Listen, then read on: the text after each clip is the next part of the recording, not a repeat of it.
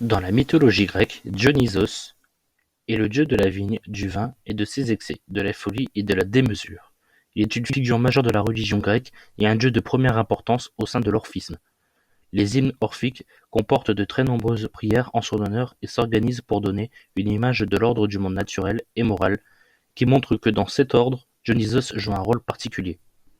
Ancien feu divin, comme l'attestent de nombreux éléments de sa légende et de son culte. Il est le fils de Zeus et de la mortelle Sémélé, ou selon l'orphisme, de Déméter ou de Perséphone. Répartis entre l'automne et le printemps, ces festivités sont liées au cycle annuel et notamment au retour du printemps. Dieu de la fureur et de la subversion, son culte est également marqué par les fêtes orgiaques féminines célébrées par ses accompagnatrices, les Ménades. Ces festivités ont été la force motrice du développement du théâtre et de la tragédie. Il a été adopté par la Rome antique sous le nom de Bacchus. Un de ses autres noms est assimilé au dieu italique Liber Pater. Sous ces différentes formes, le nom de Dionysos signifie probablement fils de Zeus, une étymologie qui rejoint une formule traditionnelle indo-européenne selon laquelle le feu divin est le fils du ciel du jour. Théophraste, au IIIe siècle avant Jésus-Christ, écrit au livre 4 de son ouvrage Histoire des plantes que Dionysos est né sous le mont Méros.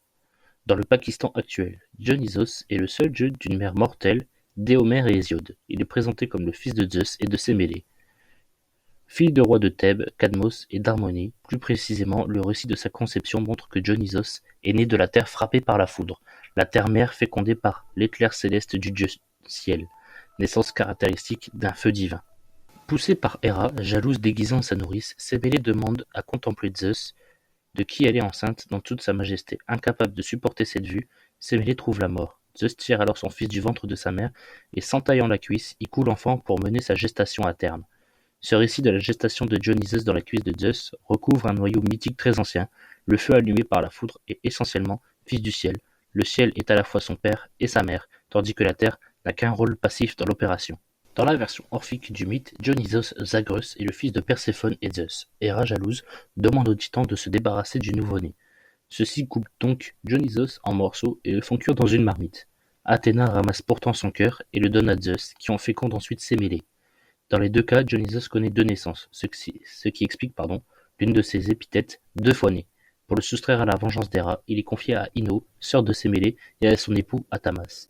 Mais découvert par Héra, Dionysos est alors remis aux nymphes sous la direction de Silène, sur un mont de Thrace, Nysa, lieu mystérieux et montagneux où les nymphes Iadès élèvèrent le jeune Dionysos, le Zeus de Nysa. Pour échapper à Héra, il est transformé en chevreau. Cependant, après l'épisode de Panthée, Héra, réputée pour sa rancune tenace, décide de punir Ino et Athamas d'avoir recueilli Sémélé. Elle rend le couple fou. Il mène une adolescence mouvementée. Selon l'Iliade, il est d'abord poursuivi par Lycurgue, puis est fait prisonnier par des pirates timériens qu'il transforme en dauphin auquel il n'échappe qu'en réalisant d'effrayants prodiges. Selon Euripide, Dionysos installe son culte en Lydie, en Phrygie, en Perse et en Asie, et ne vient en Grèce qu'ensuite. Dans l'épopée, les Dionysiaques, au Nonos de Panopolis, fait la synthèse de plusieurs traditions concernant le dieu. Dionysos doit prouver sa valeur aux autres dieux de l'Olympe en commençant par conquérir les Indes. Il part avec une armée de Bacchantes, de Ménades et de Satyres et affronte de nombreux ennemis dont il convainc une partie en leur faisant découvrir le vin.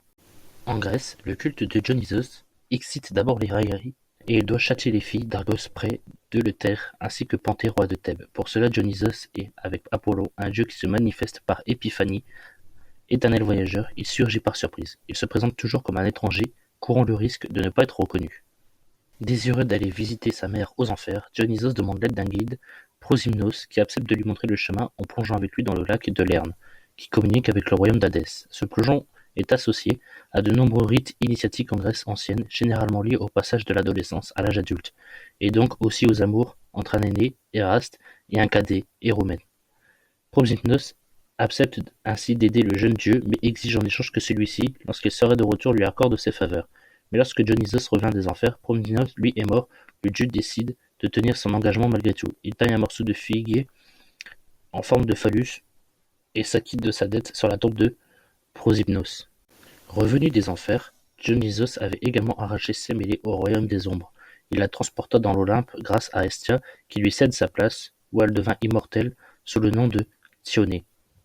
Dans le panthéon grec, Dionysos est un dieu à part. C'est un dieu errant, un dieu de nulle part et de partout, à la fois vagabond et sédentaire.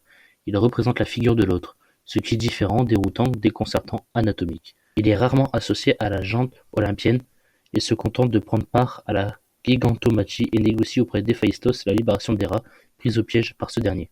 Le premier amour de Dionysos est un adolescent nommé Ampélos, mort accidentellement. Il est ensuite changé par le dieu en constellation, ou bien en pied de vigne. Alors que Thésée a abandonné Ariane sur l'île de Naxos, Dionysos passait par là et serait tombé amoureux d'elle. Il apparaît à Ariane, l'emmène sur l'Olympe et en fait sa femme. Elle est parfois vue comme la mère des Ménades. En cadeau de mariage, Dionysos aurait jeté sa couronne dans le ciel pour lui rendre hommage. Ce serait la constellation de couronne boréale. Ariane est divinisée après cela et devint une personification de la terre fertile. D'Althée, la reine de Calydone, il a une fille, Déjanire, qui sera adoptée par l'époux d'Althée, Oénée. Enfin, Aphrodite lui donne plusieurs fils, à savoir Priape, divinité phallique des vergers et des jardins, Hyménée, dieu du chant nuptial, et, selon le 57e hymne orphique, Hermès, souterrain, cnonien ou infernal. De la nymphe Nyclia, il a une fille, Télété. Voilà, c'est tout pour cette vidéo, j'espère qu'elle vous aura plu. Si vous avez aimé, n'hésitez pas à mettre un j'aime et à partager, ça nous ferait extrêmement plaisir. Sur ce, à la prochaine. Dios!